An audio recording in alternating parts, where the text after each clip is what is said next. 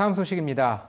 지난주 사전 점검이 미흡해 예산을 제때 집행하지 못한 인천 지역의 예산 사용 실태를 짚어봤는데요. 오늘은 축제에 투입한 성인지 관련 예산의 성과 목표가 부적합한 형식적으로 짜놓은 예산의 실태를 취재했습니다. 최양지 기자가 단독 보도합니다.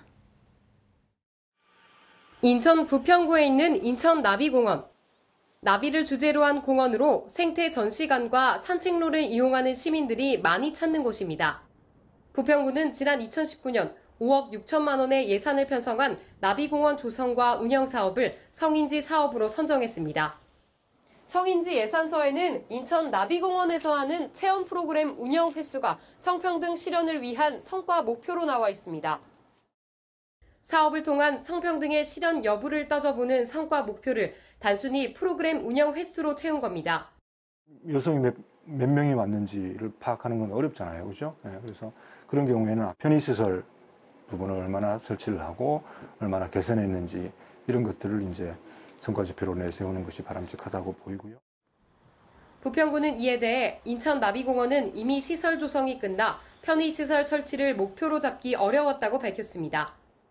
그렇다면 성인지 예산의 성과 목표를 제대로 제시하지 못한 곳은 이곳뿐일까? 옹진구는 지역축제 개최 횟수를 목표로 설정한 데다 실제 얼마나 달성했는지 결산서에서 확인할 수 없었습니다.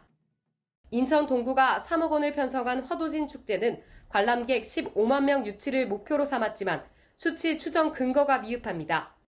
단위 면적당 몇 명이 들어가고 이런 계산법들이 있잖아요. 그렇게 해서 이제 조금은 정확한 수치가 아닌 숫자로 이제 나오는 거죠. 그래서 이게 정확하다 이렇게 보기는 좀 힘든 수치이긴 하거든요. 이거는. 반면 성인지 예산의 성과 목표를 잘 세우고 시행한 곳도 있습니다.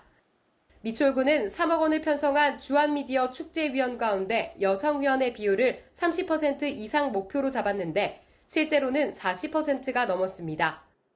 축제라는 것 자체는 지역 주민 남녀가 모두 공평하게 많이 누리셔야 되는 거잖아요. 그래서 여성위원들을 좀 많이 위촉을 해서 이제 그 남성 여성의 그 의견들을 골고루 반영을 해서 좀 더 많은 주민들이 즐길 수 있는 축제를 만들고자.